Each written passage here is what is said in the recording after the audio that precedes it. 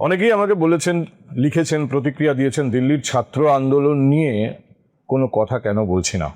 Actually দিল্লির ছাত্র আন্দোলন নিয়ে কথা বলবো না বলে বলছি না, ব্যাপারটা এরকম নয়। আমি একটু অপেক্ষা করছিলাম বিষয়টা কোন পরিণতির দিকে এগোয় সেটা দেখার জন্য, কারণ একটু দূর থেকে দেখতে হচ্ছে আমার।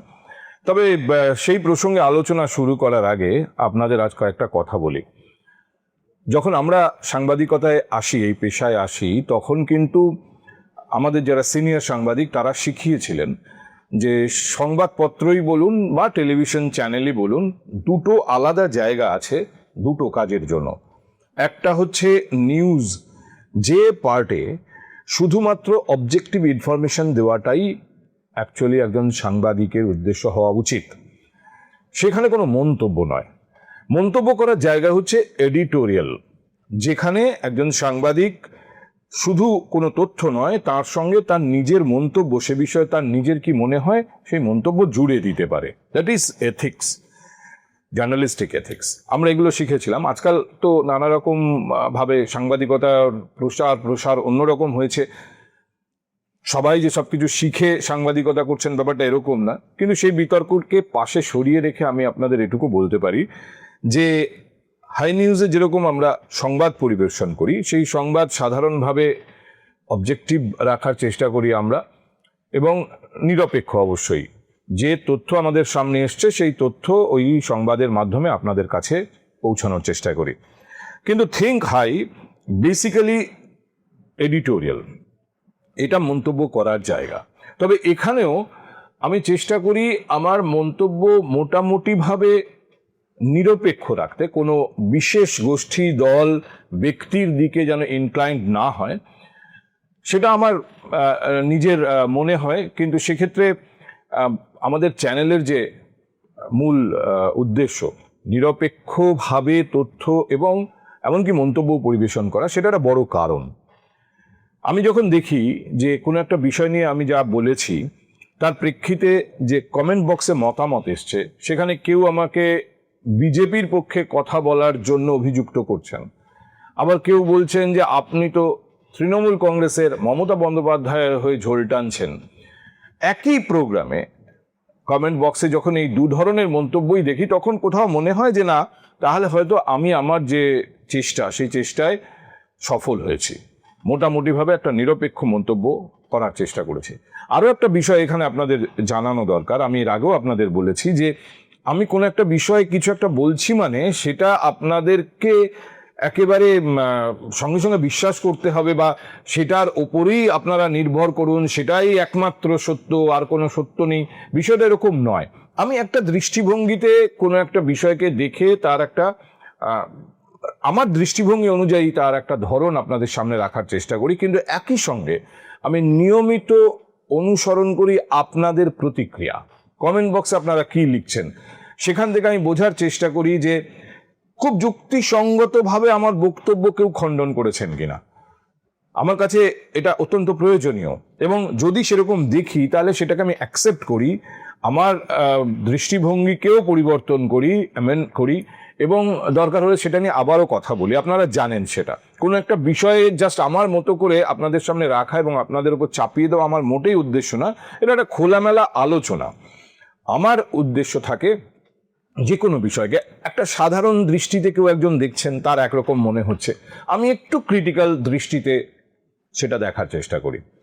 কিছু অতিরিক্ত বিষয়ে চিন্তার খোরাক আপনাদের সামনে রাখার চেষ্টা করি। আমি চেষ্টা করি যাতে আপনারাও কোনো একটা বিষয়কে একদম সরাসরি সোজা চোখে যেরকম মনে হচ্ছে, তার পাশাপাশি অন্য কোনো অ্যাঙ্গেল আছে কিনা, বিটুইন দ্য লাইন অন্য কিছু পড়া যাচ্ছে কিনা, সেটা জাস্ট কিউটা আপনাদের ধরিয়ে দেওয়া। এরপরে অবশ্যই সেটা আপনার ব্যাপার, আপনি সেটাকে কিভাবে দেখবেন, ব্যাখ্যা করবেন, ভাববেন। কিন্তু আমার উদ্দেশ্য হচ্ছে সব কিছুই সাদা চোখে যেরকম মনে হচ্ছে সেরকম নাও হতে পারে, সে ব্যাপারে একটা আপনাদের ধারণা দেওয়া, যে এটাকে আমি যদি এইভাবে দেখি তাহলে কিন্তু ছবিটা এরকম দাঁড়াচ্ছে।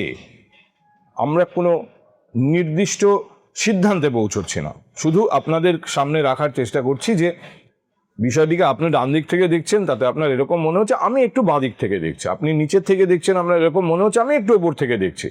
বিটুইন দ্য লাইন ওখানে অন্য কোনো মেসেজ আছে কিনা সেটা বোঝার চেষ্টা করছে। এবং আমি আবার বলছি, ব্যাপারে আপনাদের চোখে যখন অন্য কিছু ধরা পড়ে এবং কমেন্ট বক্সে আমি তার প্রতিফলন পাই, সেটাও কিন্তু আমাদের সমৃদ্ধ করে। পরবর্তীতে যখন আমি কোন বিষয় নিয়ে চিন্তা ভাবনা করি, তখন সেই অ্যাঙ্গেলটাকেও আমি সামনে রাখার চেষ্টা করি, সঙ্গে রাখার চেষ্টা করি। আসুন এবার এই দিল্লির ছাত্র আন্দোলন নিয়ে কথা বলা যাক।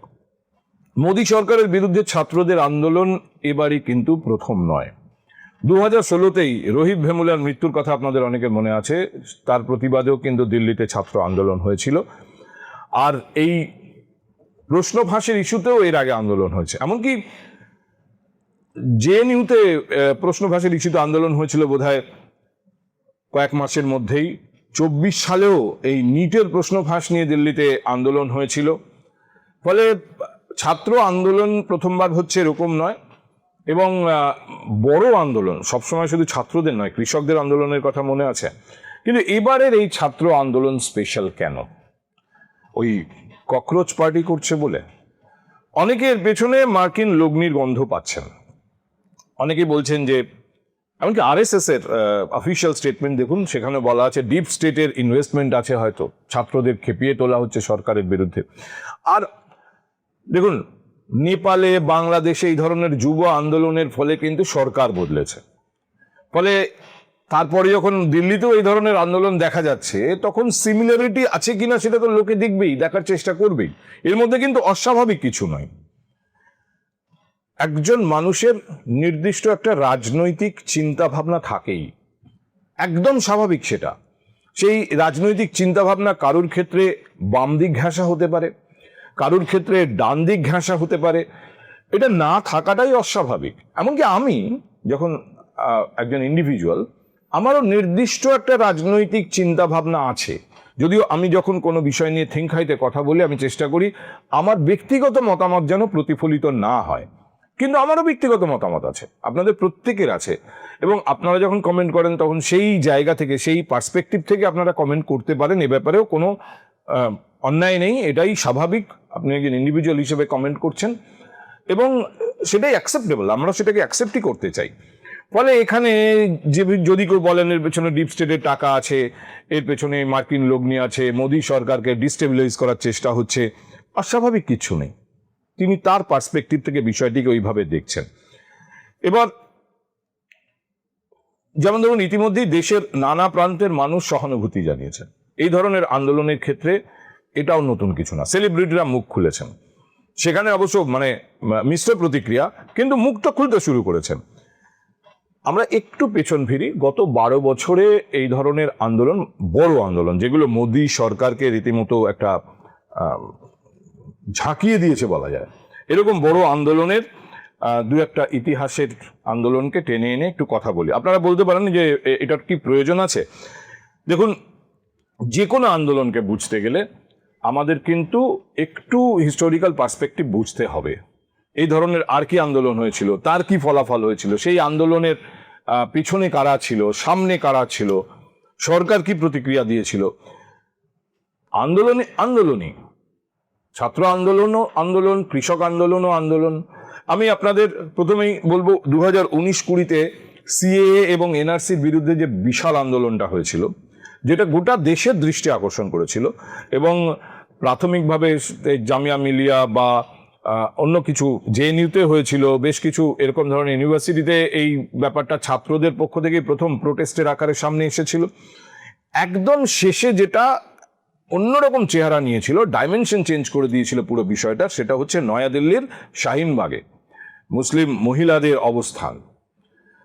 সরকারের ওপর তুমুল চাপ তৈরি হয়েছিল সে সময়, কিন্তু সিএ বা এনআরসির ইস্যুতে সরকার কিন্তু পিছু হাঁটেনি।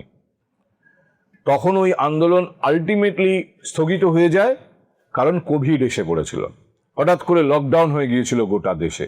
ফলে সেই আন্দোলন সেই সময় ওইখানেই থেমে গিয়েছিল। যদি সেই সময় এই কোভিডের আক্রমণ না হতো, দেশ জুড়ে লকডাউন না হতো, তাহলে কি হতো বলা যায় না। কিন্তু আন্দোলনটা একটা অন্য চেহারা নিয়েছিল, আপনারা নিশ্চয়ই এত তাড়াতাড়ি সেই ইতিহাস ভুলে যাননি। এরপর 2020 কৃষক আন্দোলন, তখনও যে কোভিডের ছায়া সরে গেছে দেশের উপর থেকে তা নয়, কিন্তু এই কৃষক আন্দোলন তুমুল চাপ তৈরি করেছিল মোদী সরকারের ওপর। তবে এই কৃষক আন্দোলনটা মূলত পাঞ্জাব, হরিয়ানা সব বড়লোক কৃষকরা, তাদের বিরাট লবি, তাদের বিরাট ক্ষমতা, অর্থ ছেড়ে দিন, এমনকি রাজনৈতিক ক্ষমতাও তাদের প্রচুর। এই চাপে কিন্তু শেষ পর্যন্ত বো ডাউন করেছিল মোদী সরকার, এবং যে 3টে কৃষক আইন নিয়ে এত বড় আন্দোলনটা তৈরি হয়েছিল, 3টে কৃষক আইন পাস হয়ে আইনে পরিণত হয়ে গেছে, বিল পাস হয়ে পার্লামেন্টে, 3টে আইনকে উইথড্র করতে হয়েছিল মোদী সরকারকে। একমাত্র এই আন্দোলন, যে আন্দোলনের কাছে শেষ পর্যন্ত বো ডাউন করতে হয়েছিল মোদী সরকারকে, মেনে নিতে হয়েছিল আন্দোলনকারীদের দাবি। 2023-এ মহিলা কুস্তিগিরদের আন্দোলনের কথা ভাবুন, সেখানেও ওয়ার্ল্ড রেসলিং ফেডারেশন অফ ইন্ডিয়ার যিনি তখন সভাপতি ছিলেন, নামটা আমি লিখে এনেছি, ব্রিজভূষণ মারান সিং, এর বিরুদ্ধে শ্লীলতাহানির অভিযোগ আনা হয়েছিল। দেশের তাবড় কুস্তিগিররা, অলিম্পিয়ানরা, মেডেলিস্টরা, তারা এই আন্দোলনে সামিল হয়েছিল। মহিলা যারা কুস্তিগির, তাদের শ্লীলতাহানির অভিযোগ ছিল এই ব্রিজ মারান সিং এর বিরুদ্ধে। ব্রিজভূষণ মারান সিংকে কিন্তু সরকার সরায়নি। এখন এক্ষেত্রে অবশ্যই রেসলিং ফেডারেশন অফ ইন্ডিয়া কোনো সরকারি সংস্থা নয়, কিন্তু দেশের ক্রীড়া মন্ত্রীর উপর চাপ তৈরি হয়েছিল, প্রধানমন্ত্রীর উপর চাপ তৈরি হয়েছিল, ক্রীড়া মন্ত্রক চাইলেই ডিসলভ করে দিতে পারে। কিন্তু 2 দফায় এই আন্দোলন হয়েছে, ব্রিজভূষণকে সরানো হয়নি। ইনফ্যাক্ট সে বছর 23শে ডিসেম্বরে যখন আবার WFI এর নির্বাচন হয়, সেখানে জিতে এসেছিলেন সঞ্জয় সিং সম্ভবত, এই ব্রিজভূষণের ডানহাত, অর্থাৎ প্রকারান্তরে ব্রিজভূষণই আবার সভাপতি। সেই সময় প্রোটেস্টটা হয়েছিল অন্যরকম। সাক্ষী মালিক সরাসরি অবসর ঘোষণা করেছিলেন, রেসলিং এর সঙ্গে সব সম্পর্ক চুকিয়ে দিয়েছিলেন। আরেকজন বজরং পুনিয়া, আন্তর্জাতিক খ্যাতিসম্পন্ন কুস্তিগির ভারতের, নিজের পদ্মশ্রী খেতাব ফিরিয়ে দিয়েছিলেন সরকারের কাছে। যা ওই 2 দফায় সিট অ্যান্ড অ্যাজিটেশনে হয়নি, বসে আন্দোলন করে প্রতিবাদ জানিয়ে হয়নি, পুলিশ রীতিমতো জোর করে সেখানেও বলপ্রয়োগ করে তাদের তুলে দিয়েছিল। কিন্তু যখন সাক্ষী মালিক অবসর ঘোষণা করলেন, পুনিয়া পদ্মশ্রী ফিরিয়ে দিলেন, সরকার নড়ে বসেছিল এবং WFI এর যে ইলেক্টেড বডি, তাকে ডিসলভ করে দেওয়া হয়েছিল। এখন এইসব কথা এখন আজকের এই আন্দোলনের সঙ্গে জুড়ে কেন বলছে? ওই একটাই কথা, যে কোনো আন্দোলনের পার্সপেক্টিভ বুঝতে গেলে একটু আমাদের ঐতিহাসিক পার্সপেক্টিভটাও দেখা দরকার। কিভাবে কোনো একটা আন্দোলন শুরু হয়েছে, কিভাবে সেই আন্দোলনের শেষ হয়েছে, পরিণতি কি হয়েছে। যে কোনো সরকার না এই ধরনের আন্দোলনে যে দাবি থাকে, সুসুর করে সেই দাবি মেনে নেওয়াটাকে এক ধরনের দুর্বলতা ভাবে সব সময়। ফলে সরকার সরাসরি আন্দোলন হচ্ছে তাই আচ্ছা বাবা ঠিক আছে তোমরা যেটা বলছো সেটাই হবে বলে ব্যাপারটা মেনে নিল, সেটা হয় না। কিন্তু আমার কতগুলো প্রশ্ন আপনাদের সামনে রাখা দরকার। এই যে প্রশ্ন ফাঁসের প্রতিবাদে তো হচ্ছে আন্দোলনটা, এখন বলুন না, প্রশ্ন ফাঁসের প্রতিবাদ কে করবে না? কেউ কি বলবে না প্রশ্ন ফাঁস হয়েছে ঠিক হয়েছে? সবাই এর প্রতিবাদ করবে। সরকার কি বলবে না এটা যেটা হয়েছে সেটা ঠিক হয়েছে? সরকারও এর প্রতিবাদ করবে। 2-3টে প্রশ্নের না আমার কাছে কোনো উত্তর নেই। এক, আমি ইনফ্যাক্ট আপনাদের জানিয়েছিলাম, থিঙ্ক হাইতে বলেছিলাম যে দিল্লির অলিগলি থেকে যা খবর আমার কাছে ছিল, মানে আমাদের সাউথ ব্লক, নর্থ ব্লক, প্রধানমন্ত্রীর দপ্তরের আশপাশ থেকে যে খবর উড়ে বেড়াচ্ছিল যে কেন্দ্রীয় মন্ত্রিসভায় একটা বড় ধরনের রদবদল হবে। যে সময় আমি এই খবর আপনাদের দিয়েছিলাম তখন ভারতের প্রধানমন্ত্রী দেশের বাইরে ছিলেন। আমি আপনাদের জানিয়েছিলাম যে নরেন্দ্র মোদী দেশে ফেরার পরই হয়তো এই রদবদল হবে এবং বাদল অধিবেশন শুরুর আগে। সেই রদবদলে যে জায়গাগুলোতে বদল হবে বলে আমি আপনাদের জানিয়েছিলাম তার মধ্যে এই ধর্মেন্দ্র প্রধানের জায়গাটাও ছিল। শিক্ষামন্ত্রী থেকে পদ থেকে ধর্মেন্দ্র প্রধানকে সরানো হবে মূলত ওই নিট ফেলিওরের জন্যই। এটা আমি তখন আপনাদের বলেছিলাম, দিল্লির অল ইন্ডিয়া এই খবরই ছিল তখন। অর্থমন্ত্রীর পদ থেকে নির্মলা সীতারামনকে সরানো হবে এই খবর ছিল তখন, হয়তো এখনো আছে, আমি বলছি না যে এই সম্ভাবনাগুলো বাতিল হয়ে গেছে, কিন্তু তখন বলা হয়েছিল বা আমি যে খবর পাচ্ছিলাম যে নরেন্দ্র মোদী দেশে ফেরার পর এবং পার্লামেন্ট সেশন শুরু হওয়ার আগে এই বদলের কাজটা, মন্ত্রিসভার পুনর্গঠনের কাজটা সম্পন্ন হয়ে যাবে। যেখানে বাংলা থেকে শ্রমিক ভট্টাচার্যের কেন্দ্রীয় মন্ত্রিসভায় ঢুকে পড়ার সম্ভাবনার কথাও বলা হয়েছিল। খুব ইন্টারেস্টিংলি এটা কিন্তু বাদল অধিবেশনের আগে হলো না। কোশ্চেন নাম্বার 2, এই আন্দোলনটা, আরশোলাদের আন্দোলন শুরু হলো কখন? বাদল অধিবেশন শুরুর সঙ্গে সঙ্গে। খুব ইন্টারেস্টিং না? পুলিশ বেধড়ক বেমক্কা পিটিয়ে দিল, একেবারে সংবাদ মাধ্যমের ক্যামেরার সামনে নির্দয়ভাবে মেরে দিল। দিল্লি পুলিশ, এর আগেও তো এই এতগুলো আন্দোলন হয়েছে, ছোট বড়, আমি বড় বড় তিনটের কথা আপনাদের বলেছি, আরো অনেক আন্দোলন হয়েছে। কোন আন্দোলনে পুলিশ এভাবে বেধড়ক লাঠি চালিয়েছে সংবাদ মাধ্যমের সামনে? অনেক জায়গায় পুলিশ চালিয়েছে, কিন্তু সেটা ভোরবেলা, রাতের অন্ধকারে, তখনও সূর্য ওঠেনি, সংবাদ মাধ্যম অত অ্যাক্টিভ নয়, এরকম ধরনের সুযোগ খুঁজে।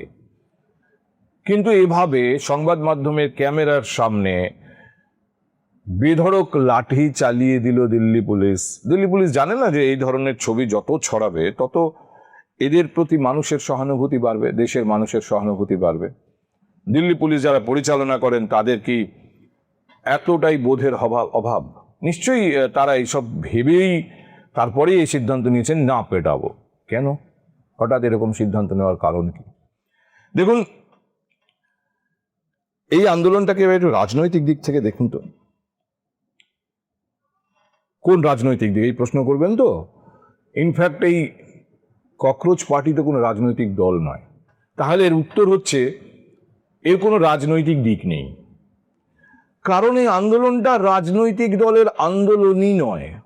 এই আন্দোলনটা এমন একটা পার্টির যেটা সোশ্যাল মিডিয়া মারফত তৈরি করা হয়েছে। সেখানে শুধু স্টুডেন্ট বলাটা ঠিক হবে না, ইউথ, যুব সম্প্রদায় সেখানে জুটেছে, এবং এই যুব সম্প্রদায়ের আন্দোলনের ছবি আমরা দিল্লিতে দেখছি।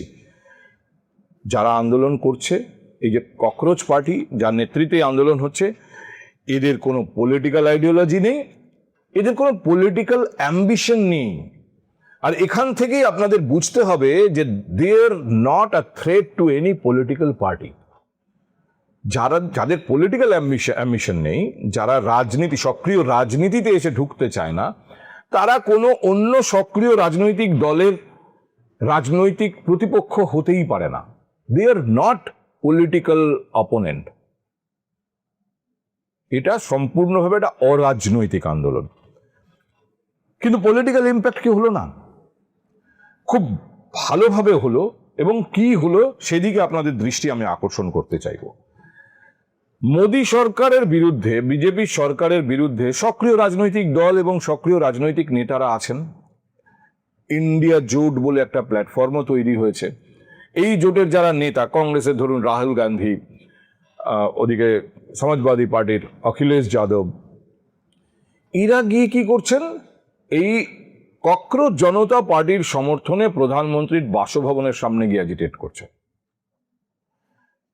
একটা জিনিস খেয়াল করুন, সম্পূর্ণ অরাজনৈতিক একটা দল, সম্পূর্ণ পলিটিক্যাল অ্যাম্বিশন রহিত একটা টিম, তারা যে আন্দোলনটা করছেন সেটা তারা এমন পর্যায়ে নিয়ে গেছেন, দেশের মানুষের কাছে এমন উচ্চতায় নিয়ে গেছেন যে আজকে রাহুল গান্ধী, অখিলেশ যাদব, যারা মূলত মোদী বিরোধী রাজনৈতিক মুখ, তারা গিয়ে এদের পাশে দাঁড়াতে বাধ্য হচ্ছেন, এদের সঙ্গে মিশে যেতে চাইছেন, এদের শরিক হতে চাইছেন। এখানে কিন্তু ওই ইন্ডিয়া জোটের নেতৃত্বকে দেবেন সেই বিতর্ক নেই। রাহুল গান্ধী, অখিলেশ যাদব বুঝতে পারছেন যে মোদী বিরোধী ইম্প্যাক্ট এই আন্দোলন তৈরি করেছে, তার 5% করার ক্ষমতা অখিলেশ যাদব, রাহুল গান্ধীর নেই। মানে যে কজন এই ধরনের মোদী বিরোধী মুখ আছে ওই ইন্ডিয়া জোটে, তাদের কারণ নেই। এটা রাজনৈতিক দৃষ্টিভঙ্গিতে দেখলে বুঝতে পারবেন যে মোদী সরকার, বিজেপি সরকারের যারা পলিটিক্যাল অপোনেন্ট না, তাদের বামন করে দিয়েছে, তাদের উচ্চতা কমিয়ে দিয়েছে। দেখুন, মমতা বন্দ্যোপাধ্যায় কলকাতায় বলছেন যে আমিও যাব, আমি গিয়ে এই আরশোলাদের আন্দোলনে ওদের পাশে গিয়ে দাঁড়াবো। বলছেন মানে কি? বলতে বাধ্য হচ্ছেন। যে আন্দোলনটা ওরা করছে, সেই আন্দোলনটায় যে ইম্প্যাক্ট তৈরি হয়েছে, সেই ইম্প্যাক্ট মোদী সরকারের বিরুদ্ধে, সেই ইম্প্যাক্ট দেশ জুড়ে তৈরি করার কোনো ক্ষমতা এদের কারণ নেই। এবার মানে এক কথায় যদি বলি যে এই নরেন্দ্র মোদীর বিরোধী যারা বা বিজেপি সরকারের বিরোধী যারা, সেই সমস্ত নেতাদের, রাহুল গান্ধী, অখিলেশ যাদব বা শরদ পাওয়ার, মমতা বন্দ্যোপাধ্যায়, এই সমস্ত নেতাদের মোটামুটি ককরোচ জনতা পার্টি 10 গোল দিয়ে বসে আছে এই আন্দোলনের ফলে। এবার রাজনৈতিকভাবে বিষয়টা ভাবুন, দেখবেন কেন ধর্মেন্দ্র প্রধানকে সিদ্ধান্ত হয়ে যাওয়ার পরও সরানো হলো না, কেন বেমক্কা বেধড়ক পুলিশ লাঠি দিয়ে পিটিয়ে দিল, কেন পার্লামেন্টের মনসুন সেশন বাদল অধিবেশন শুরুর সঙ্গে সঙ্গেই এই আন্দোলন শুরু হলো। একটা ছোট্ট টিপ দিই, পার্লামেন্টে কি কি ইস্যুতে বেকায়দা ছিল মোদী সরকার? এই প্রশ্ন ফাঁস ইস্যু কিন্তু বিরোধীদের এ নিয়ে হইচই করার কথা। রাম মন্দিরের প্রণামীর টাকা চুরি, এ নিয়ে বিরোধীদের পার্লামেন্টে বিপুল হইচই করার কথা। আন্তর্জাতিক বাজারে ভারতের টাকা তলিয়ে যেতে যেতে প্রায় $1 100 পৌঁছে গেছে। আর গত 24 ঘন্টাতেও বোধহয় টাকা আরো নিচে নেমেছে, $96 সামথিং পয়সা দেখছিলাম, মানে প্রায় 100-র কাছাকাছি পৌঁছে গেছে। অর্থনীতিতে, আন্তর্জাতিক অর্থনীতিতে এটা একটা বড় ব্যর্থতা। যতই যুদ্ধ বিগ্রহ থাকুক, বিরোধীরা তো এ নিয়ে কথা বলবেনি। এমন এমন সমস্ত ইস্যু ছিল না যে ইস্যুগুলোতে বিরোধীদের বিপুলভাবে সরব হওয়ার সুযোগ রয়েছে মনসুন সেশনে, পার্লামেন্টের বাদল অধিবেশনে। সাংসদ রীতিমতো হাইজ্যাক করা হয়েছে। যেভাবেই করা হোক, তাতে আইনত তাতে সিলমোহর থাক বা না থাক, যেটা হয়েছে সেটা যে কোনো রাজনীতি সচেতন মানুষ বলবেন যে এর পেছনে রাজনৈতিক উদ্দেশ্য স্পষ্ট। 20 জন তৃণমূল কংগ্রেসের সাংসদ, তারা একটা নাম না জানা পার্টি, তারা আলাদা বসছেন, সংসদের স্পিকার তাদের অ্যালাউ করছেন। উদ্ধব ঠাকরের দল থেকে বেমক্কা 6 জন সাংসদ চলে গেলেন উল্টো দিকে, তারাও এনডিএ শিবিরে ঢুকে পড়লেন। কারণ সাংসদ দরকার, মোদী সরকারের ডিলিমিটেশন বিল পাস করাতে হবে। এই ডিলিমিটেশন বিল এই সংসদের এই অধিবেশনে চলে আসতেই পারে, এবং আসার সম্ভাবনা বোধহয় 17 আনা। তো এই যে বিষয়গুলো পার্লামেন্টে হওয়ার কথা, লোকের তো কোনো দৃষ্টি নেই পার্লামেন্টে কি হচ্ছে। লোকের নজরে ছাত্র আন্দোলন, লোকের নজরে যন্তর মন্তরে কি হচ্ছে।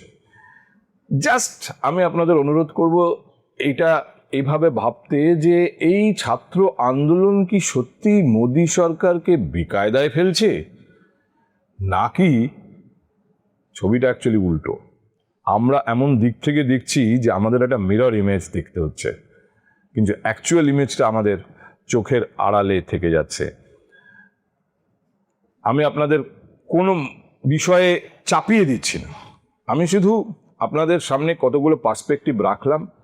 এই পার্সপেক্টিভের ভেতর দিয়ে দিল্লির ছবিটা দেখার চেষ্টা করুন, বোঝার চেষ্টা করুন, তারপরে সিদ্ধান্ত নিন যে অ্যাকচুয়ালি এই আন্দোলনটা কাকে রাজনৈতিক সুবিধা দিচ্ছে।